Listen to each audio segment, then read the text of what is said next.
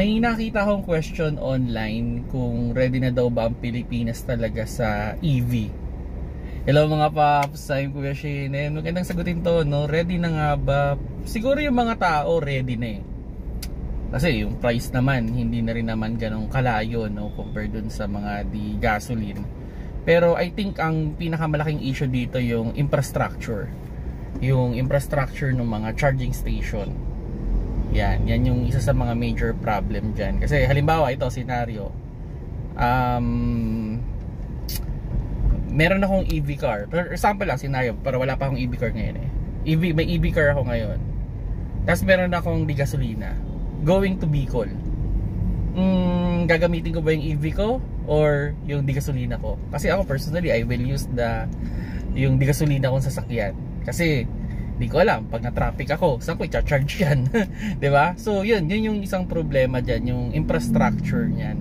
And siguro isa sa nakikita ko rin problema is yung Pinoy kasi hindi naman kayang gumastos ng, halimbawa, nasiraan sila ng motor, which is maybe mga 200, 300,000 pesos, or masiraan sila ng battery na around maybe yun 300 to 500 pesos. Then are we ready para magbayad ng ganong kalaki agad-agad? I don't think so. So, 'di ba? So, yun yung isang malaking problema sa Then syempre yung warranty sa Pilipinas hindi naman ganun kaganda.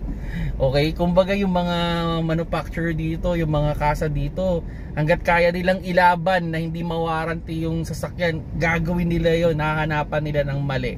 Pero siguro kung maganda yung warranty system sa Pilipinas, well, I'm confident na kumuha ng EV, pero sa ngayon, no? Hindi pa siguro. Pero kung ako city cars, sabaw kung may dalawa ako sasakyan, yung EV ko siguro preferred ko on the city.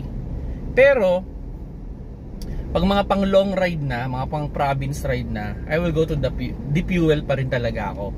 Kasi nga mas maraming gas station kaysa naman dun sa mga charging station. So kulang tayo ng infrastructure pagdating sa charging station. I think we're ready in mind. Marami na rin naman na test and okay naman talaga yung performance. Pero ang problema talaga is yung charging station. Kulang pa. Nasaan na ginagawa ito ng mga manufacturer, 'di ba? Ilalagay sila pa ng mas maraming charging station, yun, para ma-convince o maano talaga yung mga tao na, uy, mag-EV na kayo kasi okay na. Di na kayo problema. So yun mga paps, yung sagot ko dito o yung opinion ko kung ready na ba ang Pilipinas for EV car.